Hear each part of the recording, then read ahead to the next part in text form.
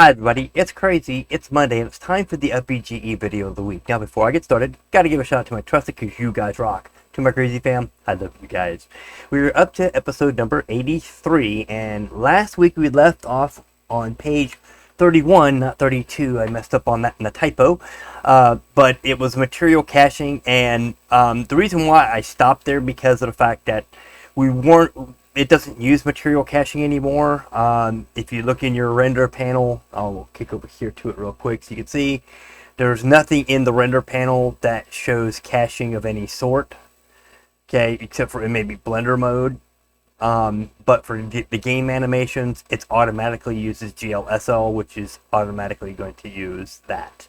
Okay, so I wanted to, emphasize that before we get really started. So I'm going to read off this real quick, and that way you can follow along and understand what I'm talking about. All right. There's a new setting in Blender 2.66 under the Render Properties Editor called Material Caching. With this turned on, loading of the game will be faster because GLSL materials are cached. This setting does not work well in multi-texture and single texture mode. Just the reason why I stopped there because of the fact that you actually don't have it over here. If I just did regular Blender 2.79, should pop up here in a moment. There we go. I don't know why, but Blender's getting slower and slower. Okay, so if you look over here in the render panel, in 2.79, it doesn't have it either. It does have a cache deal here, okay? Cache result. So you can actually cache your results as well. You could turn that on, and I believe it saves your render. I'm not sure exactly, don't quote me on that. But if you go into the old Blender game, it also disappears again. So you got just these, none of the extra stuff, AAA sampling, stuff like that. Now here's where it says the shading multi-textural GSSL. Okay, so if you turn that on, you'll get more options, okay? I believe they made it into extra textures, but I'm not sure. But I don't see anything that says anything about caching. Okay. So I wanted to show you that before we get going too far. Back in our UPBGE, like I said, that's all been stuck in there nice and neat for you. Shading automatically has you in GLSL. And as you notice, you still have the same stuff: shadows, shaders, lights, environment, extra textures, nodes, and ramps. Okay, so let's continue on with nodes. Okay, node is a way to work with materials and textures in Blender.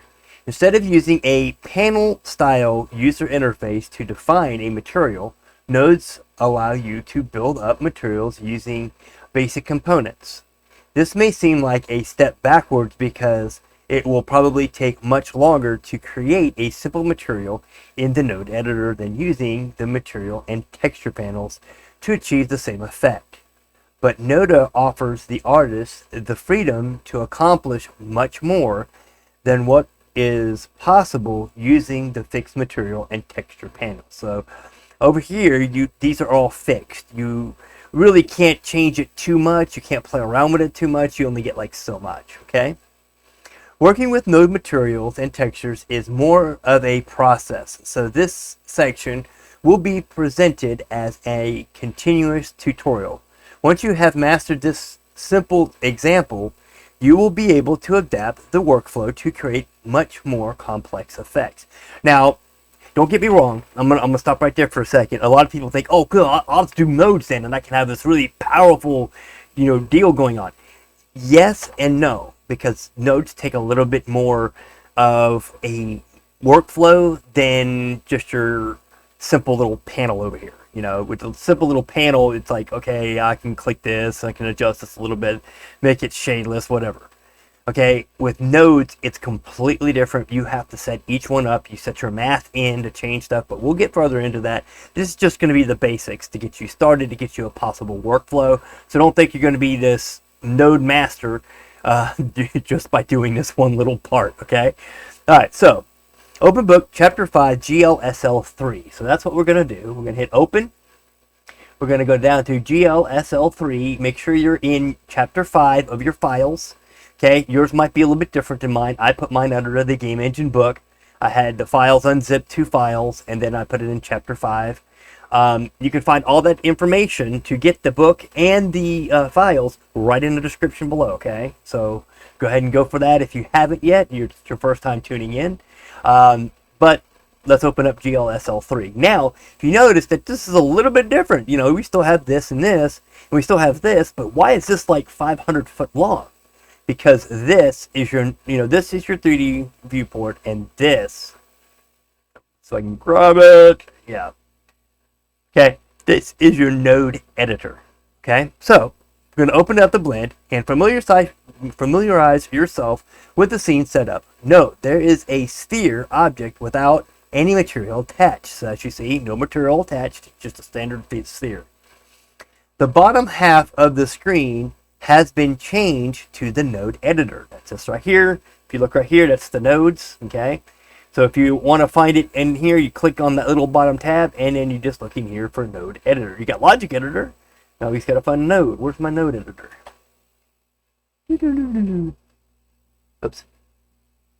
There it is. Okay. Right here's your node editor. Okay. So some of y'all probably spotted it way before I did. My apologies. But right here's your node editor. You can just click it, and that's the same thing it just did. Okay. And you have a whole bunch of new little bibs and bobbles and trinkets to play with. Okay. So here we go. All right. The bottom half of the screen has changed to the node editor. Create a new material by clicking on the new button in the material panel. Rename the material to node mat so we can refer to it later. So you're going to click this. You're going to hit node, N-O-D-E-M-A-T. Okay. So that's so we can reference it later. Okay. As you notice down here, you'll notice that it's now got that. But there's nothing in here. You can go out forever and there's nothing there because we have not created one yet. Okay. Click on the Use Shader Nodes button to enable nodes. So use nodes. Okay. Now it's saying shader nodes. It used to be named shader nodes. If a lot of you remember back when in a 2.6 era. Okay. You're gonna hit enable nodes right here, and guess what? Now you've got your material. The node editor should now look like what we've got there, but you should have these two in here. You have this and a material, okay? Right now, it won't show you anything under material because it's sitting right here and it displays right here, okay? All right. Notice that the object in the 3D viewport has turned black. Ours has not because we do not have it set to textured. Make sure, right now it's just set on solid, but if you turn it to texture, it turns jet black, the same as this and the same as that. Okay. They used to automatically set it to textured, but a lot of people complained about it because of the fact that sometimes you don't want to work with the available material because of lighting and this and that. So they went ahead and defaulted back to the solid. Okay. Alright, so this is because the node material has been activated. But since you have not actually set up a valid node material, the default color is black. Okay, so the default color is always going to be black. Okay. Okay, so because we don't want to create the material from scratch, we can use an existing material as the basis for the node material. To do that, in the material mode, in the material node right here, okay, so here's your material. Let's zoom in. I'm going to scoot this up a bit further so you can actually get a better view of what the node editor looks like. This is your material. This is your output. Okay. Okay. So to do that, in the material node, click on the browse material. Okay. So you have to first click new. Or this is the browse. Okay. Let's click out of that. Okay, so now we have that one. Okay, that's your node material, I believe. click on the browse material icon and select node mat. That's what we just did. So you're going to come over here. Since you've created it, it's going to pop up here because we created it over here. I'm sorry, that's my bad. You'll notice that now the other material is still there. It's still in memory. Now, when you close your file and open it back up after you saved it, this will still be in there. Okay, I believe. I don't remember if it's the same. Okay, so we're going to only be using one, but it shows that there's two instances being used because you're using it here and here. Okay. Now, the input material for the node is the material defined in the material panel on the right side of the screen. Change any of the properties in the material panel, and you can see the change is reflected in the node material system. So if I change it from white to red, guess what? That one turns red too. So it's an automatic function that these are one and the same. This gives you more of stuff to play with. This gives you, hey, I just want the basic setup. I want to do it basic. This right here gives you all the expert things you can mess with. Okay. Change any of the properties in the material panel and you can see the change reflected in the material system. Try setting the material color to red. That's what we just did. Okay, in the new hue saturation value, okay, so that would be, let me bring this up just a little bit. Let's see. In between the input and output node and connect them by drawing a line. Okay, so what it's saying is, all right, normally it comes in like this, and what you're going to do is instead of hue, saturation, and value, you have color, alpha, and normal, and you're going to bring that on over to here and plug it into color, and it gives you the color. Okay. And connect them by drawing a line from one yellow dot to the other, which is your K, going from color to color. And I do apologize for the loud noise. That's my AC. Yeah, I don't want to go into that one. But node. All right, so you draw your line. Then a resulting setup should be the same as in figure 5-3. Oh, okay, so you want to add one. Okay. Let's slide this over. And what it's talking about is going into add. Okay, you're going to look, you can hit search and hit hue saturation value, okay, and then it's going to be automatically attached to your thing. Sometimes it'll disappear because you're down here, okay, so it'll be attached to it. Now when you drop it up here, okay, it will automatically connect it from yellow to yellow. Okay, what you also want to understand is if you put it down here, it will not. But you can also still pick it up. And notice how that lights up? That means it's going to connect it. Okay? So it should look like this now. And they went to blue, but we have red. So that's what we're going to deal with. Okay? And also, I'm going to switch over here so that way you can see what I'm talking about. Yeah, okay. It's blue. And if you notice, in your window, you have energy constant, invert normal. This right here is just diffuse and specular. So it's got less in the older version, but it's got more in the new version. You've got a whole bunch of, kick back over here, whole bunch of specular things like metallic, roughness, so on and so forth. The other one is just color and specular. And your specular color, your specular, or your base color and your specular, okay? This one has the same, your base color and your specular, but you also have color intensities that you can play with. You do have invert normals, but you don't have energy conservation, okay? You know, you also have specular intensity, which you do not have over there. You have normal, but you don't have roughness, metallic, you know, or metallic. So you can do a lot more with nodes, okay? I'm just putting that out there. Congratulations, you are using node materials. Although the example we worked through is very basic. The power of the node editor is the ability to create almost infinite combinations of looks by only using a few basic building block nodes. Okay, so you could change the hue, the saturation, the value, or the factor. Okay, that's why we put that in there. Okay, so some typical uses for node-based materials include mixing multiple materials.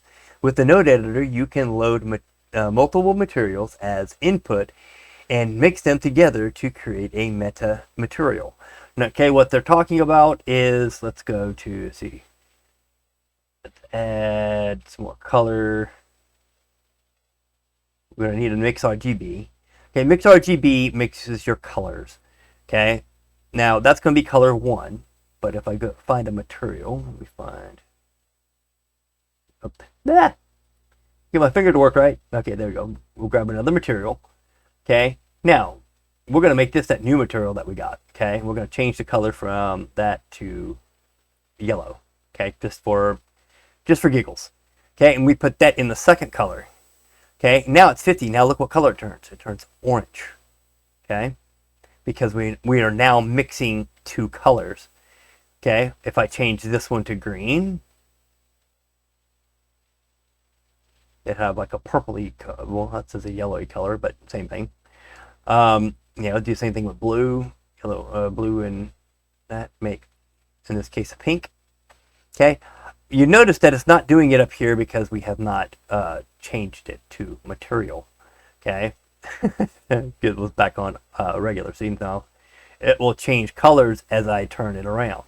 Okay, so say if you wanted to make it more of a goldish orange, you know, like a golden globe or something, you know, now you see that it's got that in here a little bit more so. Okay, more control. Want the object position to affect the texture brightness. Want lighting intensity to affect the object transparency. With nodes, you can set up almost any effect you can think of. We'll go into that later. That one's a little bit of a rough one to work with. Okay, experimentation. Using the node system as a sandbox to experiment with different effects is a lot faster than writing shader code to accomplish the same effect.